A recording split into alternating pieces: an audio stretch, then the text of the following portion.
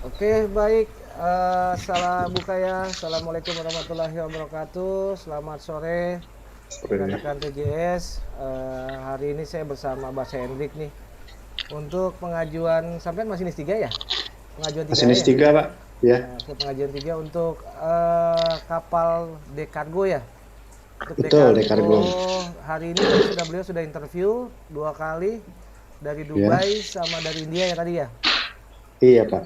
Oke, nah kita mau kupas ya, kita mau bedah dari tadi pertama interview pertama sampai interview kedua yang tadi sudah diinfokan, di approve, alhamdulillah di approve ya, karena kita juga punya bahan ya kemarin ya. Nah ini Iya, sebagai salah satu bahan-bahan juga banyak yang komen di saya itu minta untuk engineer kan. Saya setiap kru yang sudah habis diinterview sama user, selalu saya buat konten untuk bahan pembelajaran ya semuanya ya. Oke, baik. betul. Mas Hendrik ya. Tadi pertama waktu siang jam 12 ya tadi ya, di interview sama user dari Dubai. Bagaimana interview awal seperti apa yang ditanyakan? Iya, sebelumnya saya ucap terima kasih juga untuk tensinya udah ngasih bahan-bahan yang akurat. Jadi saya bisa lolos untuk interview saat ini. Jadi untuk bahan interview yang kemarin yang tadi saya terima, pada dasarnya pembukaan tetap introducing Interview ya. yourself. Jadi memang benar juga kata Pak Niko, nggak usah bertele-tele, perkenalkan diri, langsung ke experience aja. Experience. Jadi mereka juga nggak banyak tanya-tanya lagi. Hmm. Terus untuk yang keduanya setelah experience, baru nanti dia tanya materi. Ah, pastinya Uh, responsibility dulu ya. Setelah iya, pertama, introducing biasanya iya, responsibility. ya keduanya responsibility. Jawaban Uh, sampean apa? ya, Responsibility. Jawabannya. ya untuk Responsibility. masinis 3 di situ saya bilang generator. Terus untuk watchkeeping ya, tugas jaga Hmm. sama asistennya chip engine pada saat bunkering. Oh, ya. Jadi Nah, itu. 3E itu saya kasih tambahan sedikit ya. Pastinya 3E tugas tanggung jawab utamanya adalah generator ya. Iya, Generator, terus yang kedua itu tadi ya asisten chief engine untuk apa? Laporan bahan bakar. mm, Karena itu biasanya 3E itu laporan bahan bakar dengan chief engine. Terus iya. mesin kemudi. Kemudi 3E itu. Jadi Oh iya, iya, kemudian benar. kemudi selain dinas jaga juga tadi ya, selain dinas jaga kemudi juga. Jadi itu buat tambahannya teman-teman semua tugas nanti saat responsibility tadi itu ya materi yang bahas sampaikan seperti tadi ya. Lalu dinas jaga Iya, juga, dinas jaga 3E itu apa namanya? Dia 12/4 ya, 12/4 ya, 12/4 204. Iya, betul. 12/4 dinas jaganya untuk housekeepingnya. Tugas tanggung jawabnya permesinannya tadi ya seperti yang sampaikan. Oke, lanjut bahas apa lagi tadi nanya. Yang pertama ya ada yang dari Dubai dulu ya. Sebelum yang kita masuk ke Oh, user India tadi. oh iya, untuk yang di Dubai pada dasarnya itu doang sih dia tanya Introducing. responsibility. Terus apabila pada saat kita lagi dijaga kapal blackout apa yang anda lakukan? Hmm. Oke, Ya masalah emergency. Oke. saya bilang biasanya di kapal itu akan ada lebih dari dua generator. Contohnya generator nomor satu mati, Hmm. ya segera hidupkan nomor dua. Oke. Setelah nomor dua hidup, baru kita teliti apa masalahnya. Seperti bahan bakar kah mampet, atau ada kebocoran kah, atau ada timing yang salah. Gitu. Nah, Nah, udah itu pada saat itu ya di situ sih dia setelah itu dia nggak banyak tanya lagi Pak. oke. Gak apa-apa, sekarang kita bedah aja ya. Kebetulan kan saya juga engineer jadi saya paham lah ya kondisi kondisi gitu supaya teman-teman yang lain juga jadi paham ya. Jadi gini, saat terjadi emergency ya atau Hmm, blackout, pasti kan hmm, di kapal itu kita ada namanya emergency lighting ya. Ya, ya, itu dimana powernya sendiri dari aki biasanya. Nah, ya, jadi saat blackout terjadi di engine room, itu akan ada penerangan dari emergency lamp. Ya, itu yang emergency. lampu emergency ya. Yang itu Hmm, powernya itu biasanya dari DC. Ya, itu wajib setiap setiap apa namanya setiap kelas BKI itu nanti dites semua itu. Ya, setiap kita habis ngedok itu selalu diuji semua tuh. Baik emergency lampu emergency, terus smoke detector, itu kan hmm, dites tuh sama BKI. Nah, terjadi saat hmm, seperti itu, saat trouble dengan generator satu, kita nyalakan generator yang lain, yang standby. Ya, fungsinya apa? Untuk melakukan penerangan ya. Karena saat kalau sedang apa namanya saat blackout saat jalan kan pasti banyak butuh power ya. Butuh power yang harus digunakan saat berjalan. Jadi kita butuh power di mana harus menghidupkan generator satu lagi. Karena apa? Kalau misalkan mesin besar, biasanya pompa pendinginnya itu terpisah. Dia pakai Bisa. motor ya. Lain sama kalau Iya. kayak di tugboat kan dia gandeng, biasanya sama flywheel. Gandeng. Nah, kalau Iya. misal engine besar itu dia eksternal gitu loh, di luar. Jadi kayak pompa seawater, pompa fresh water, oil pump, itu dia pakai Elmot biasanya, pakai elektromotor. Iya. Itu yang beban powernya diambil dari generator.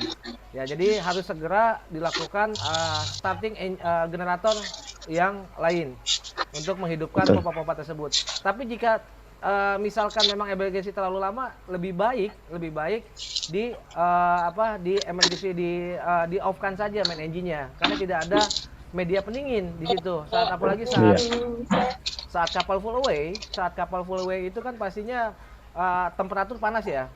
Pastinya temperatur panas dibutuhkan pastinya tindakan cepat. Nah, disitulah tugas dari masinis jaga tentang responnya tuh saat terjadi blackout. Tapi sekiranya memang cepat untuk melakukan start generator agar tidak terhenti operasional dari kapal sendiri ya.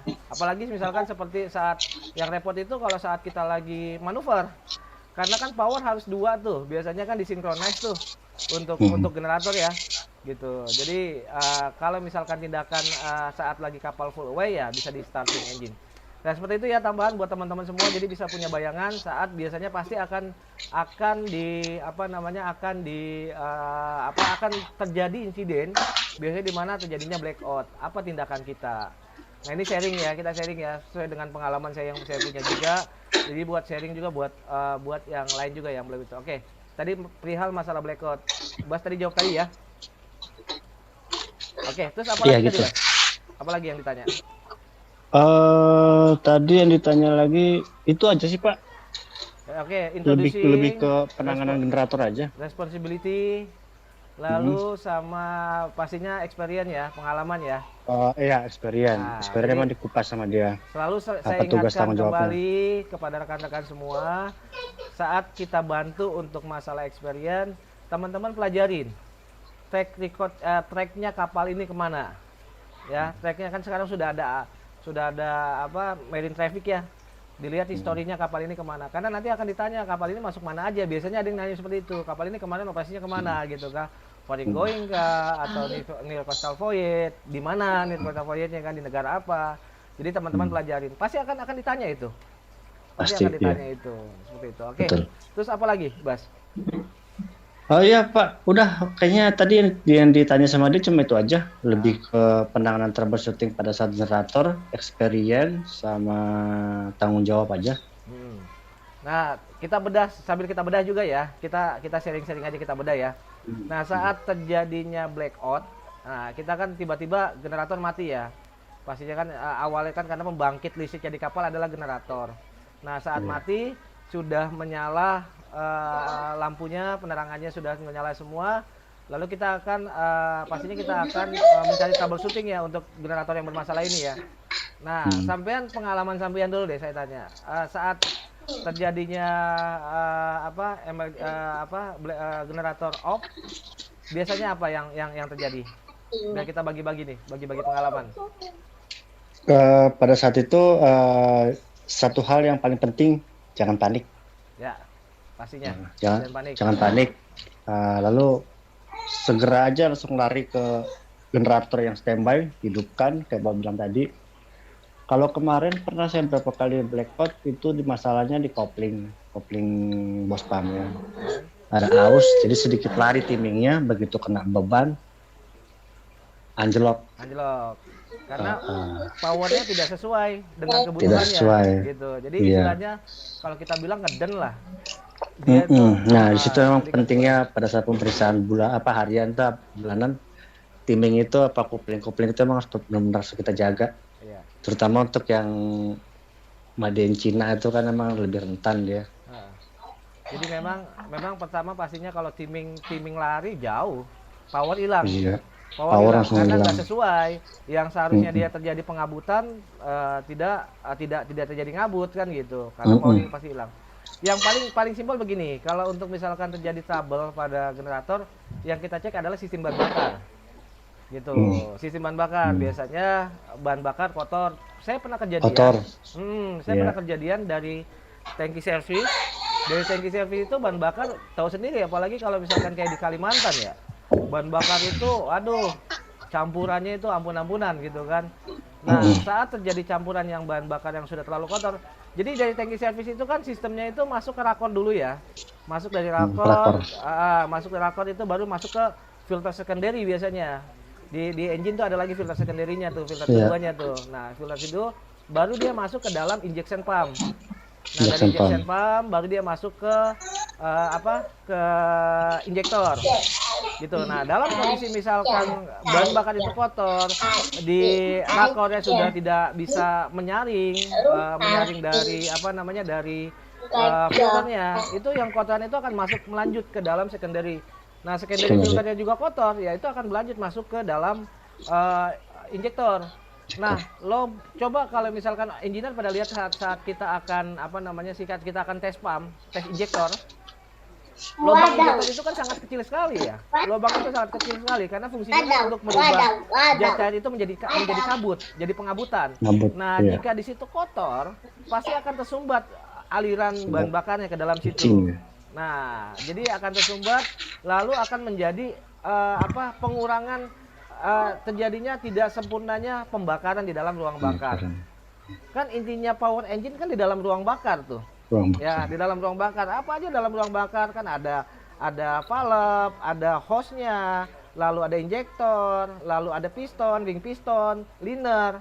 Nah, itu yang mempengaruhi ruang bakar dan di situ adalah kuncinya power dari engine sendiri kan gitu.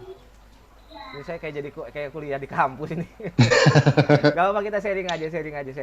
Kita sharing bagi-bagi ilmu buat engineer ya, engineer pemula. Saya bukan ngajarin yang senior, lebih dari senior dari saya banyak nih.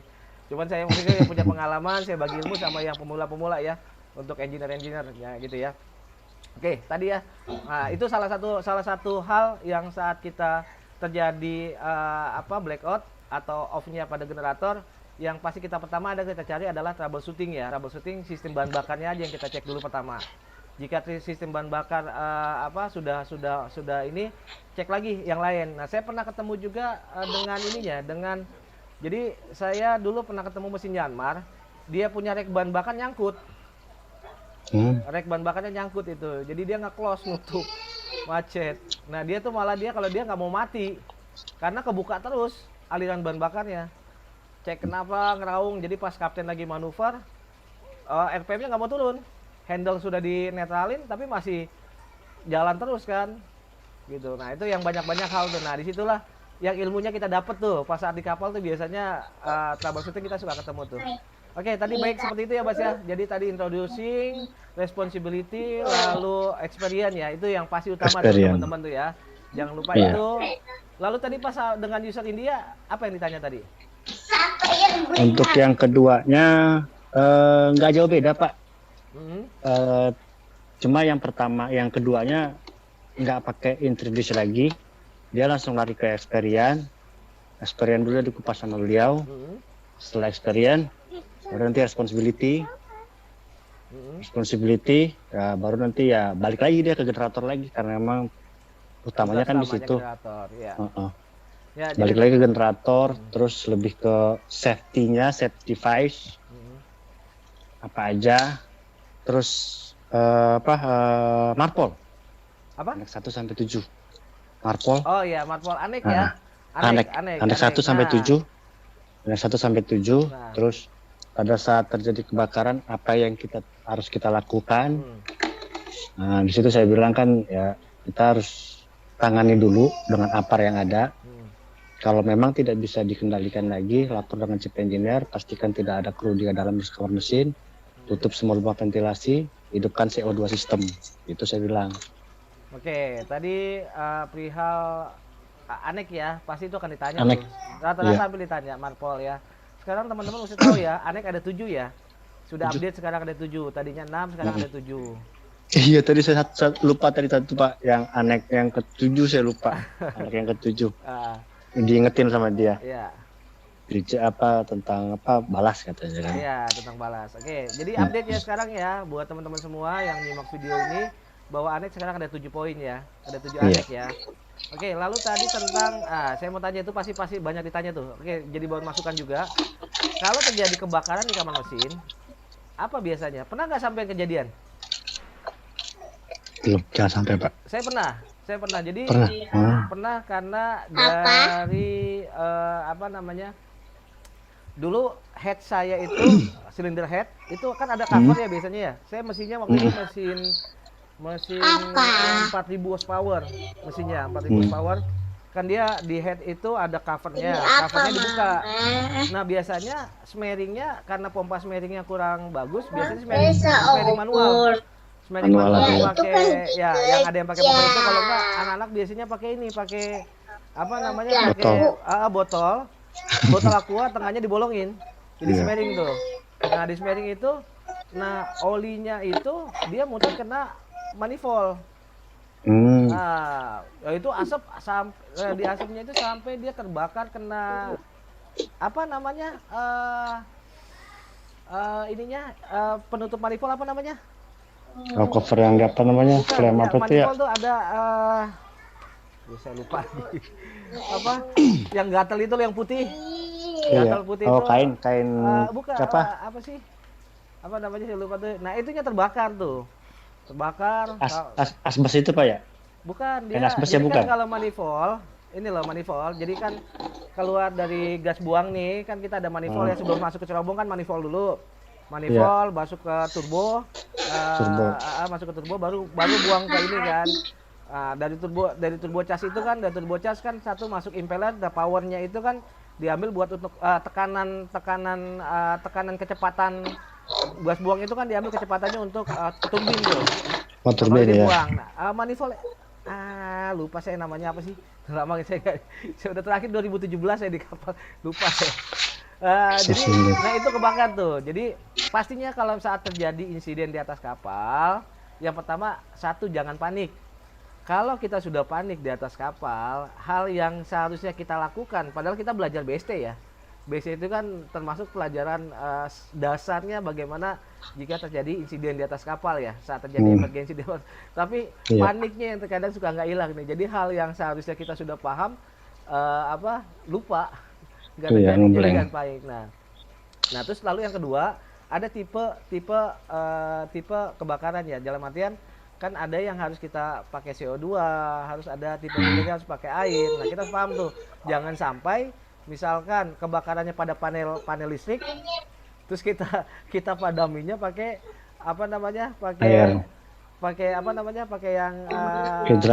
hidran kan ngawur. Nah itu kan hal-hal gitu loh. Jadi maksudnya kita harus belajar itu juga semua, harus tipe akil. Terus jangan lupa juga ada segitiga api ya. Segitiga api itu, harus dipahami segitiga api di mana api itu bisa padam dengan memutuskan salah satu titik segitiga api itu. Intinya pertama jangan panik deh, jangan panik aja. Kalau panik sudah nggak bisa berpikir biasanya, malah kabur duluan. Yang seharusnya bisa terselamatkan, lalu nggak terselamatkan. Nah, dari segitiga api tadi kan salah satunya kan adalah udara ya. Makanya saat terjadi kebakaran, blower matikan. Jangan lupa nih, blower matikan. Terus manhole engine room ditutup. Nah jika sudah terjadi besar kan ada namanya apa yang di atas tuh emergency. Lupa juga saya namanya itu. Sama saya juga lupa lagi. Teman-teman ada satu pintu panel itu. bukan panel, dia jadi kayak saya udah nggak di kapal jadi saya lupa. Jadi saat kita cabut itu, kita tarik tuas itu, jadi si pemadaman yang di kamar mesin itu dia hidup. Saat jadi kebakaran itu udah nggak bisa diatasin ya, semua tutup, blower matikan, lalu semua manhole untuk kamar engine room itu semua ditutup, lalu hidupkan. Itu ada biasanya di deck. Nah dihidupkan, nah dia baru hidup. Kalau enggak Aduh, ruang CO2 tuh, ruang CO2 di situ ada tuh. Iya panen apa kok Ruang sih biasanya kita koordinasi kalau buat kalau pengecekan di sama Mualim 3 itu. kalau Ah, untuk yang di tangki quick close valve itu. quick valve itu ya. Quick valve itu dia biasanya di deck ya. Jadi saat pemadaman saat api sudah semakin membesar yang tidak kita bisa atasi sendiri, jangan lupa matikan power, matikan blower, tutup semua manhole, tutup semua kondisi alarm mesin, baru hidup Ventilasi. kita tarik quick valve itu. Kalau misalkan memang terakhir tidak bisa dikendalikan juga, apinya sudah terlalu besar, terakhir adalah lakukan abandonship, menunggu informasi dari nakoda ya sebagai pemimpin tertinggi di atas kapal. Oke, gitu ya Bas ya. Semoga manfaat nih diskusi kita nih. Semoga diskusi kita bermanfaat buat teman-teman semua. Tadi ya nggak jauh. Poin-poinnya adalah introducing, responsibility, lalu experience, Marpol. Pasti akan selalu di mana-mana ditanya Marpol. Iya, selalu. Marpol ya, Marpol. Iya, sama satu lagi Pak, maaf saya tambahin. Ah, Yang kelas kebakaran tadi yang Bapak bilang tadi itu. ah, Kelas kebakaran juga emang pasti kan ditanya juga itu. kelas kebakaran ya. Saya lupa. Kelas kebakaran sama jenis-jenis aparatnya yang digunakan. Jenis apanya ya. Nah, teman-teman Iya. tuh ya. Kelas kebakaran tadi terus sama alat pemadamannya pastinya ya. Jangan sampai salah tipe. Iya, Tadi betul. saya sampaikan jangan sampai kebakaran pada panel listrik, kebakaran pada pada mesin. Itu cara penanganannya salah. Gitu ya. Bukannya terjadi pemadaman malah semakin membesar nanti. Semakin besar. Gitu.